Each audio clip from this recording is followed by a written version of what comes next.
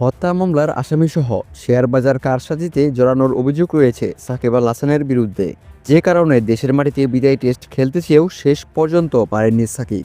এই অবস্থায় সাকিব যে আসন্ন বিপিএলেও খেলতে পারবেন না তা একরকম নিশ্চিতই বলা চলে।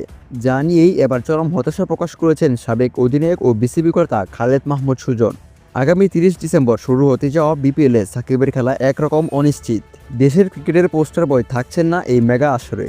রাজনীতির কারণে সাকিবের আসন্ন চ্যাম্পিয়ন্স ট্রফিতে খেলাও একরকম অনিশ্চিত, যা নিয়ে হতাশায় জ্বরে পড়ল সুজনের কণ্ঠে।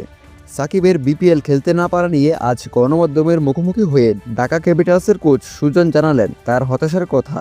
সুজন বলেন, সাকিব 1 নম্বর সেরা প্লেয়ার। সাকিব সারা জীবন ক্রিকেট খেলবে না, এটাও সত্যি কথা।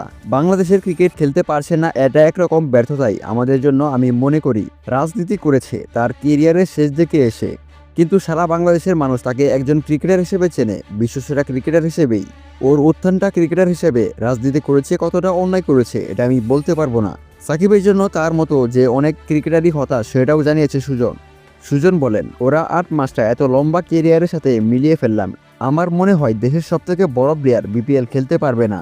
এতে প্লেয়াররা অনেকেই হয়তো হতাশ, সবাই মাইকের সামনে এসে বলতেও পারে না। কিন্তু আমি মনে করি যেসব প্লেয়ারের সাথে সাকিবের বন্ধুত্ব সম্পর্ক ছিল, সাকিব সবসময় সাপোর্ট করে হেল্প করে সবাইকেই।